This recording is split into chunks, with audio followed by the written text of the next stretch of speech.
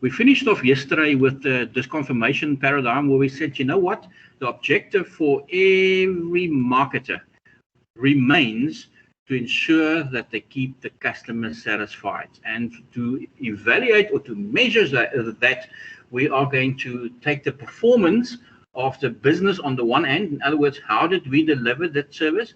Did we actually do what we promised? And we compare that to what the consumer expected it would be and what then actually happened. So the expectations on the expectation side, consumer side, if the consumer expected great service and satisfaction of their need, they would be happy. That would mean that we are on the left-hand side of that particular diagram. That is smiley faces, very happy customer, and we have improved our chances that they will come back to buy from our business. And over time, if we sustain our levels of high quality service, it would lead to loyal customers. The opposite side on the right hand side is obviously not too many smiley faces. That's usually the red face that has thrown his or her toys because it's not just not what they expected. It was not a good experience at all. Okay, that's what we want to avoid. But as I said yesterday as well, I would much rather end up with a customer that is unhappy and tells me that they're unhappy. The manner in which it's done, they can throw their toys and they can actually, that we can refine. I mean, everybody does it in different ways. But I'm actually quite happy to have a customer that tells me what's wrong, because then I know where to fix it. It's the quiet ones that just disappear and never return that worries me, because you just don't see them anymore, and you don't know where to get hold of them, and you also don't know what you did wrong. So to measure how satisfied customers are, A, with the product that you're offering, and B, with the way in which you are delivering it and presenting it to them, is an ongoing process. It's an ongoing process, and there are different ways in which we can collect the data. I know very popular nowadays are surveys. Ever so often, I think you get your WhatsApps and you get your SMSs that require you to rate a particular service. I know very when I deal with Discovery, for instance, where I've got my medical and my insurance. I know that they, after every call that you make, ask you just 2 questions and rate them from 1 to 5 or 0 to 5, whatever.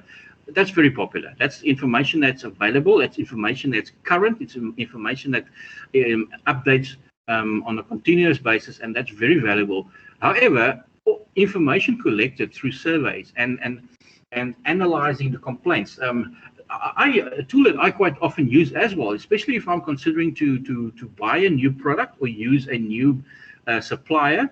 Like for instance, if I want to buy a new mountain bike, and I'm not sure, I wasn't 100% happy with the previous transaction. I'm happy with the bicycle. I'm happy with everything. I'm not dissatisfied, but I'm looking at different options.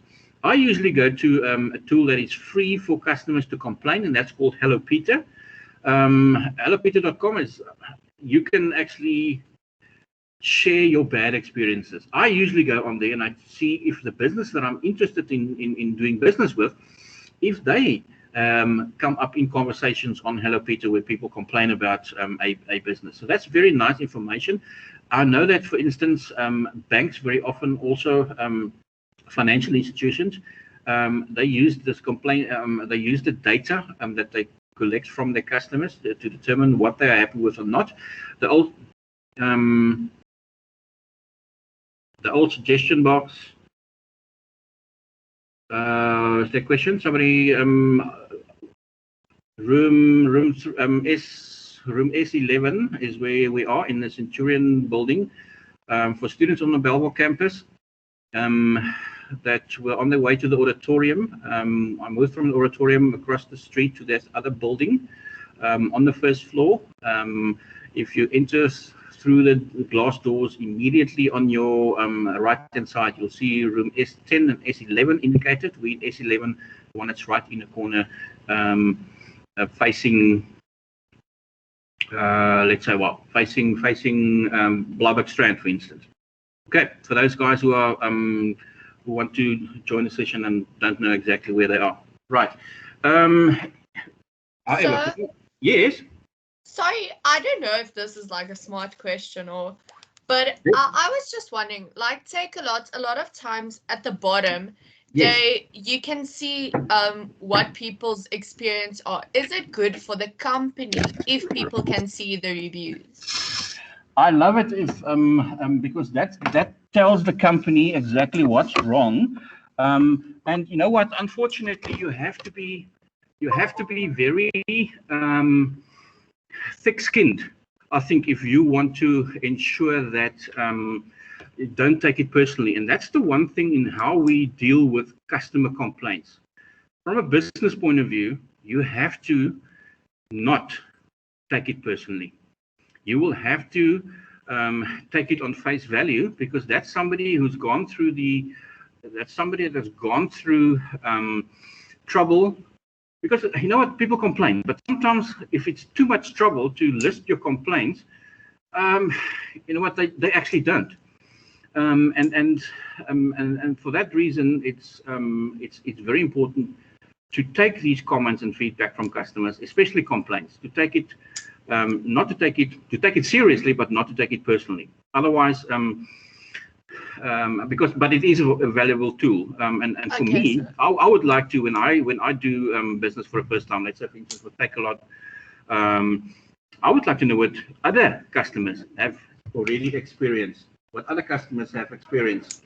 Okay, no problem. I'm just going to take a breather here, because the on-campus students are joining us.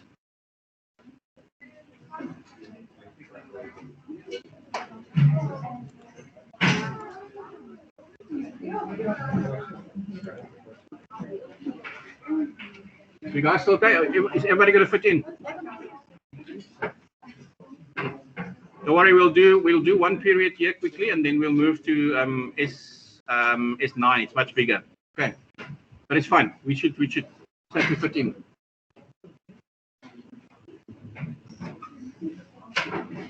All good.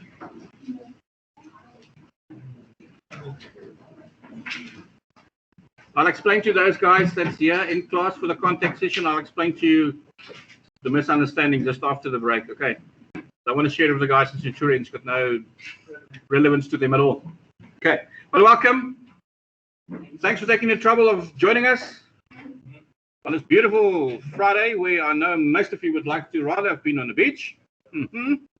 Or at least not here. I mean, not all of us are beach people, but where do the people in Centurion go to for a good time? They can hear you. So even they can't answer that. There we have it. Not even the people in Centurion know where they go. What are you guys doing for the weekend? Is there a waterfront in Centurion? I've never been to Pretoria. I did my national service there in 1988. Not everybody can go to Oxford then. No, so there's a few things to do, yeah. As I said, we're on this journey together. We'll get to know what people in Centurion do for fun during the course of this module. But anyway, let's not sidetrack ourselves. What we have done, just to and my apologies for repeating myself for the students that have joined the session from the start.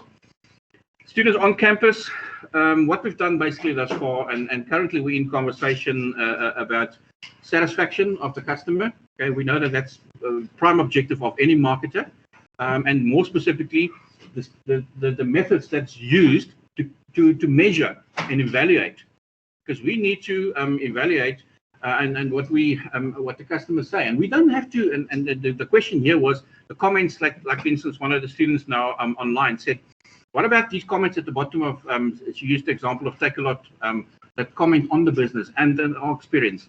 You know what? It's very important. I use that method when I want to use a new supplier or a new company. I use hellopeter.com, and I mean, because I know that people can comment there freely. It's a free service, for you to just have a go at companies that you've suffered a bad experience with. And exactly the same with the comments at the bottom of sites like Take a Lot. The secret, however, is to not take the comments personally, to take them seriously. Because as I suggested, I'd much rather have a vocal client that tells me what's wrong, throw their toys, and everybody can do it in different ways. Some people become very abusive, some people are just loud, some people are serious, but you get the message. They're dissatisfied.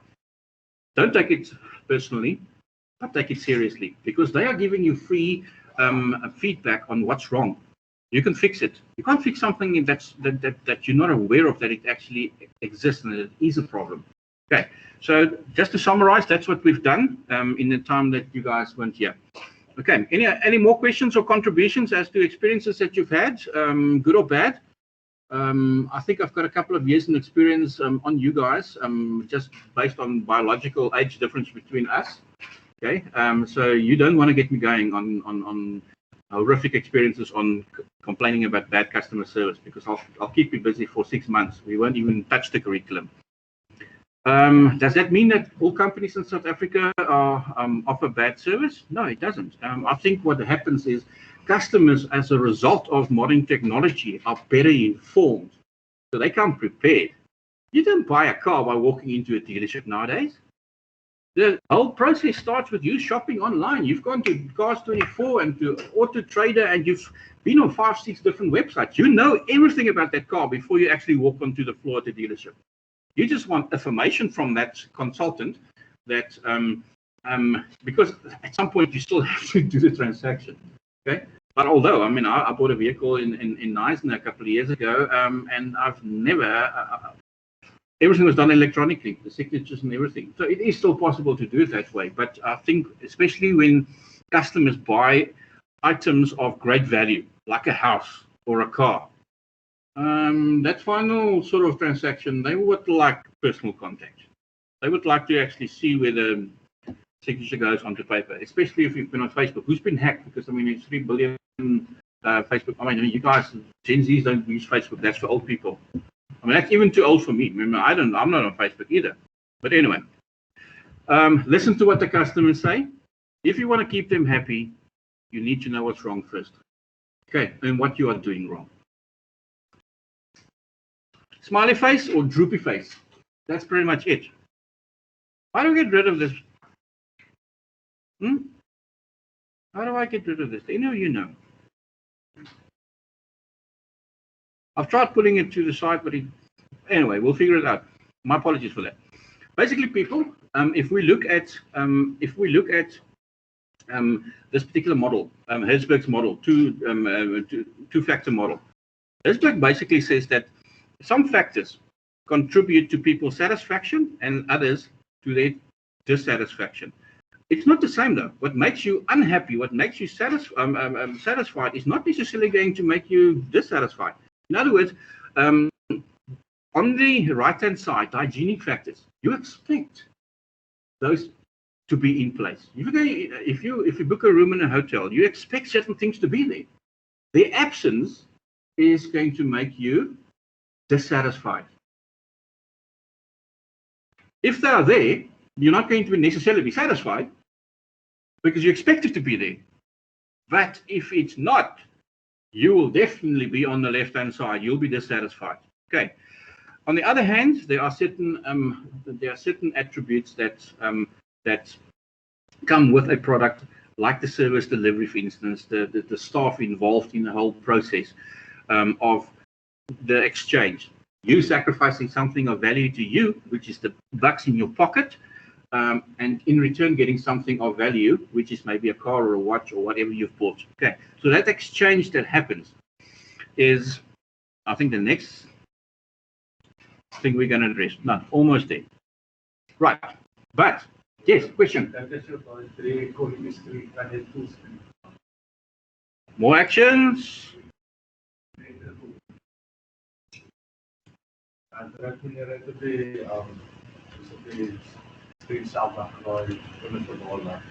My genigtig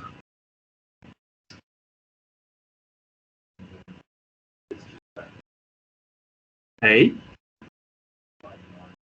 Yep. You guys are still not seeing full screen though. Okay, we'll figure it out over the weekend. Don't stress about it. Right. Before we go to the exchange process itself, before we go to this, or maybe between sessions we can figure it out.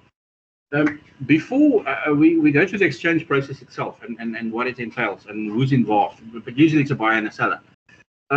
It's important to look at what the benefits are of offering good customer service. Remember we said yesterday that, no, we didn't say it yesterday. I said it to the other group yesterday. Again, different groups, same subject, different manuals, basics remain the same. Okay, later on there will be some changes. You guys do it on a different level and in more detail. But the greatest benefit is that you're saving cost. It takes you 4 to 5 times, or costs you 4 to 5 times more to get a new customer. That one had complained that you didn't listen and said, he's just full of nonsense.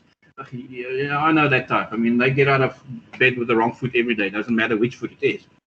They're just not happy people. Okay.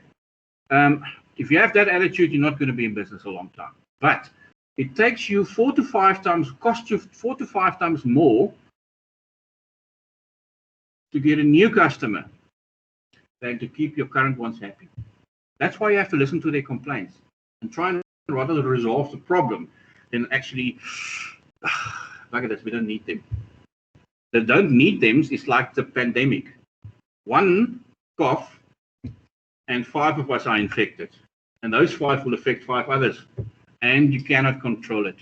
Okay, so this is sort of a customer service pandemic as well. If you do not pay attention to that customer, it's going to cost you. It's going to cost you. At the end of the day, you're going to wake up one day and say, you know, it's a bit quiet today at work. Where are all our customers? Well, they just disappeared because you didn't listen to what they said. Right. Obviously, it means that you that base profit that I referred to, people who buy basic things, bread, milk every day, they will continue to buy that. And you know that's guaranteed profit, because if you have satisfied their needs, they'll keep on buying from you. They'll keep on buying those basics that they have to do every day. They'll keep on buying it from you. Over time, because you retain customers and they become loyal customers,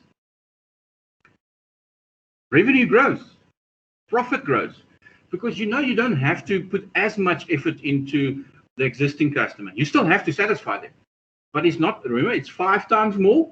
So you are going to be fishing for new customers, and it's going to cost you, and you're still going to pay attention to the ones that you have, but the ones that you have, you're not going to spend as much money on them because they are satisfied to a certain extent already. You're just going to spend enough time and money on them to keep them happy, to keep them with you.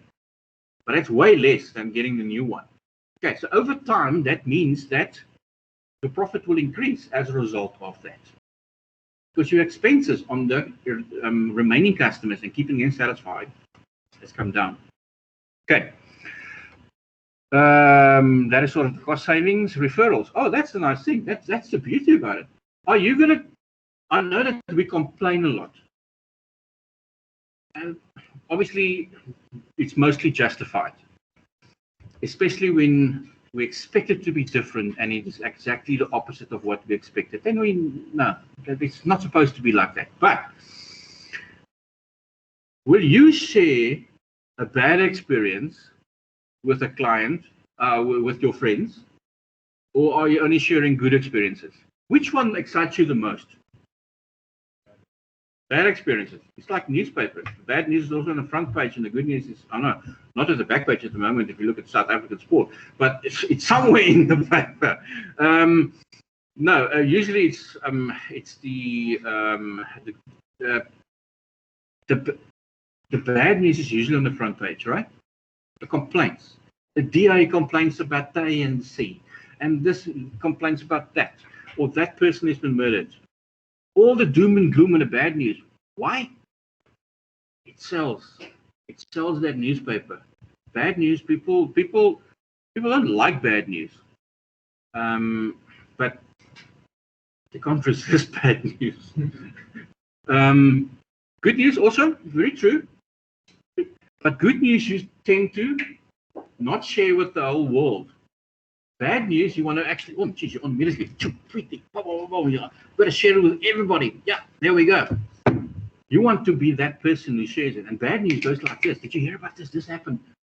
Good news is reserved to be shared with your close friends. Okay? And that's where that referrals come from. You share your good news with your friends. You will definitely, and it happens as well when we later on in the course, I think it's chapter 3, when we do the consumer or study how the consumer behaves. You pick up on it as well that in that group that of reference, you're a reference group. You're not a primary reference group, because you're from different areas and you all go your different ways. Anybody here that's family, twins or brothers or sisters or half brothers or sisters? Who's related to whom here? Oh, you have, but you're not in the same class. Okay, no, that's different. Sorry, my bad. I actually expressed myself inadequately. No, I think you'll learn later on when we deal with reference groups that you are a reference group. You will contact each other once you get to know each other about the assignment, about the class that happened, about that you see that, I missed that, can you help me? But that's it. That's about very few of you, I think, will maybe over the 3 years that you're here, but probably not gradually over years. You will become sociably or engage socially off campus. Okay, who here already is socializing off campus? Who met somebody here or friends and said, "Oh, I like these guys," and we started chatting, whatever, have a smoke during the break, whatever, and now you've made a new friend. You know what? Good, that's great. Hang on to that. And what I said yesterday, also find a girl that has a nice handwriting. Okay, she takes good notes. No, referrals is very important for a business because the person that does the referral, A, is already happy with your service, and B, have selected the individual that they shared that experience with. So that person is more than likely going to also immediately become a customer. And you don't have to spend money on them. That's free business. That's free business. Not completely free because you invested a lot in that first person who actually was so happy that they made the referral. Okay, but to obtain or to get that new customer, actually no direct cost involved. Right. Next slide. The exchange process. What are we buying today? Pick anything. Oh no, there's a car, but I mean, who's bought a car in his life before? Lucky. Yeah. It was like my dad. When I went to university, he dropped me off or 3 months prior to me starting there. He just said, "Hey, what are you doing now?" I said, "Not much." He said, "Well, get in the car." All right, there we go. We're off to Stellenbosch. And he says, "Okay, right, show me where your class, the buildings where your classes will be." It's strange. I mean, you don't really want your parents to be involved in your... You've been living with them for 18 years. I mean, this is sort of my independence. Now my dad knows where my classes are. He knows in which res I am. Anyway, but he still do it because he's still like, he had to sign surety for the student loan anyways. I mean, yeah, he sort of invested in the whole transaction. And he said to me after we returned, he says, "Okay, right." I asked him, I said, "Well, what was the purpose of this exercise?" He says, "I just wanted to prove to you why you don't need a car in your first year. Because we know where all your classes are and they're within a 2-minute walking distance of your res." Okay, all right, that idea goes out the window. But he was also prepared to make a deal with me. He says, "Do well in your first year," and he set some targets. We can look at it again. Okay, so I went through 3 bicycles in my first in my first year, in my first month actually. That's the one thing that they steal just like that. Boom. There's 15,000 students, permanent students on campus in reses in Stellenbosch, and it's the same at UW, and it's the same at all the universities in South Africa. So if I'm in the market of if my trade is stealing bicycles, I mean, you've got a captive audience. I mean, and we also know that students are their minds all over. Okay, it's wandering. They don't even know where they've parked their bike. It might be stolen by. Oh, did I come with my bike this morning? You know what you are, and at the end of the year, like you said, I bought half a car. At the end of the year, my dad said to me, okay, right, you lift up to your end of the bargain, so I'll put down the deposit, I'll pay the monthly installments of the for the financing, but you keep it on the road. Petrol, tires, any other maintenance, not my problem. Okay. Which is fair, because I'm driving it. He also said to me, I mean, and obviously, and then you realize, damn, I've got so much left of my pocket money for this month, and I'm rather going to walk to class. I think I walked to class more in my second year when I had a car than drive, because obviously there's expenses involved, which is the maintenance cost. But it's nice to have that kind of independency. It's also nice to have as an objective and a goal to eventually say, I'm going to save up enough money but yeah, unfortunately in our country nowadays, with I think in my time we actually, when I filled up, the petrol stations paid you to fill up the tank, and now you've got to pay 17 rand a litre. I mean, it's a start of a lot of heartache, because obviously it's going to impact. We'll see as we progress through the course, it's going to impact on all aspects in the economy. Food. I mean, how do you think the sheep come from the farm to where you buy it and Pick n Pay packaged already?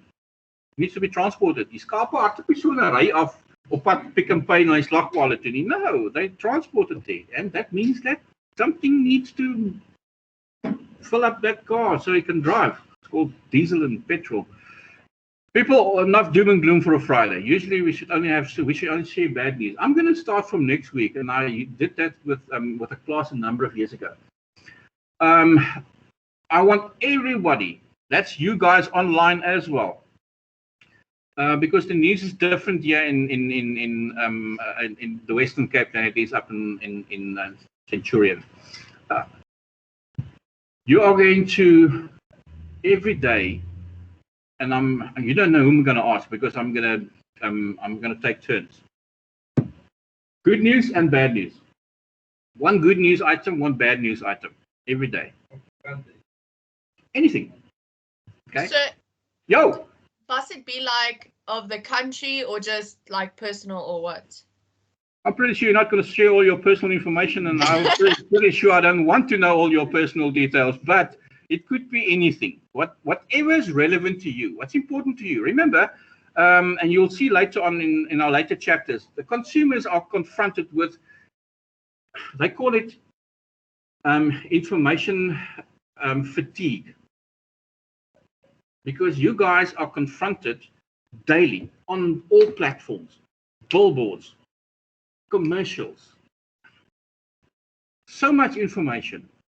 You will only process, and that's common amongst all kinds of consumers, you will only process those things that's relevant to you at that point in your life. If I've walked through the desert for 3 days and I haven't had anything to eat and drink, the latest iPhone, regardless, is not going to be as important to me as maybe a meal and something to drink. Okay, so the circumstances of at that point is a determining factor. So to get back to the good news, bad news thing, it could be anything. It's something that's relevant to you. Because what's relevant to you is not necessarily going to be relevant to somebody else. But no, I don't want you now all of a sudden to run home and say, Dad, you know what? That old toppy that teaches marketing to us, he said we must subscribe to these magazines. No, don't try that. If you intend to get subscription to those magazines, don't use me as an angle, okay? But there are different ways. I am still a very traditional in that regard. I enjoy getting up in the morning, going for a walk with my dog, maybe cycling for 45 minutes on my stationary bike in the dry room, and then sit down, have a cup of coffee, and read the newspaper. Okay, you guys wake up in the morning and then you're ready. Your eyes are not even open and you are, okay, what's on my phone? Okay, well, where's my, oh, sure, this is my tablet. You've got devices all over and this is your main source of information. Am I right? That's the last thing you switch off in the middle of the night. Before you go to bed. And do you switch off your phone at night? No, you don't. Because you're scared that they might miss out on something that happened. You don't want to be the person who, oh, geez, he sent me this. I didn't know this. Oh, my goodness. You want to be the one who gets the news first and send it. Okay, that's just Gen Z. That's that. You guys grew up with this. I mean, a couple of years ago, this would have been daunting to me, having 4 or 5 different monitors and devices here. Now it's a bit different. I mean, you get used to it, but the fact is, you were used to it. For you, there's nothing different. You cannot imagine that there were phones at some point in the most recent past that actually were plugged into a wall somewhere. I can remember when I was working in London in 1988, 89, around about that time. Now that was sort of pre-cell phone still. I got a job, a delivery job at the Timberland company, and I got a panel van. Wow. Big, huge vehicle and a cell phone. Oh, people, they were not a cell phone, a car phone, a mobile phone. It was that big. I thought, geez, I've arrived. Things have changed. Things have changed, but let's get back to the process of exchange. The process of exchange means that there are always, and we'll see at the next page, where the process of exchange is where you give up something that's valuable to you, and that's usually the money. In exchange, you get something that you want that is of a new value to you. Okay. There must always be 2 parties involved, at least. Otherwise, I mean, you're not doing business with yourself. Okay, all right. You don't do business with yourself. Don't do business with your family either. Both parties must have something of value. Okay? The seller usually have something that you want, maybe a car, so he hands over the car keys to you, and you say, oh, there we go. There's my money. Okay. I can remember when I was at university, I said one day, you know what, when I'm finished studying and I started working, I will never buy a car in my life that's more than 200,000 rand. Okay, that shows you how old I am, eh? You don't even find bicycles that's about 100,000 rand nowadays. Okay, I can remember when my wife's fortunately it was in insured, but she's very much into cycling. Won the Argus a number of times as well on tandem. She and a colleague from the university, and when her mountain bike was stolen from our garage by a certain company, which I'm not going to name now, because it's not a name and shame session. We're busy laying laminated flooring at my house, and then all of a sudden the bike was gone. No, but I said, no, but knows. I left this morning, I had a bicycle. I got back this afternoon from work, I don't have a bicycle. Who was here the whole day? Not me. Okay, so don't put the blame on me. But anyway, long story short, when it was insured, she replaced that mountain bike. It was 65k. I'm talking about 5-6 years ago, and that's not top of the range, people. That's just So I very quickly realized when I started working, maybe I need to change my ceiling. It's not going to be limited to 200,000. If I'm never going to buy a vehicle that's more than 200,000 rand, I'll never have a vehicle. There must be value in the items that's been exchanged on both sides. Also, you must be willing to do business with that person. There are sometimes, especially in businesses where you are doing repeat business with, I bought my previous vehicle from a particular dealership, but I bought it actually from the sales consultant. the manner in which he conducted the business. When I go back and I want to buy another vehicle from a dealership, I would like to deal with that individual, not with the business, with that person. So that is also important, and you have the right to say, you know what, no. It often happens, and especially because that's part of the process of direct selling, that you build a rapport with the client, and you want to make, and it's very difficult to establish that long-term loyal relationship with the customer if you're dealing with different people all the time. Okay. Unfortunately, when you go to a restaurant, you'll probably have the same chef, but you're not going to have all the other staff's not the same, because the waiters and waitresses work different shifts. So you can't say, no, we're going home tonight because that waiter or waitress is not working. No, you don't do that. Okay, you take what you get. But you also must have the ability to freely accept or reject the transaction. No, that's too much for this. No, sorry, I had a price in mind, but that, no. And it's not a approach or a strategy from a customer to get the seller to reduce the price, because they also have limits. They can also not go beyond a certain minimum price. But you can reject the transaction if you feel something's wrong. Okay. You want to deal with that other guy. That's the first important thing to remember. Okay. And then proper communication between the two parties. Make sure, that's where the T's and C's come in, people. No, but that wasn't included. What do you mean it wasn't included? I mean, it's supposed to be included. Well, yeah, look at our T's and C's. It says people don't fall into that trap. Make sure that there are proper communication and there's clarity between the parties as to what the transaction involves. The fine print, as they call it. We bought a car. Right. What's the time? When we need to finish this session? Right about now. Yeah, it's 45 minutes of the periods on a. Are you guys okay if we stay here? Okay, I'm just going to check and see if there's not another class. Maybe I'll those people in Centurion and online, I'm going to just stop the recording. Hey, I'm going to stop the session. Let's take a 5-minute break and then we resume afterwards, if you don't mind. Okay, sir. Okay, good. See you just now. Okay.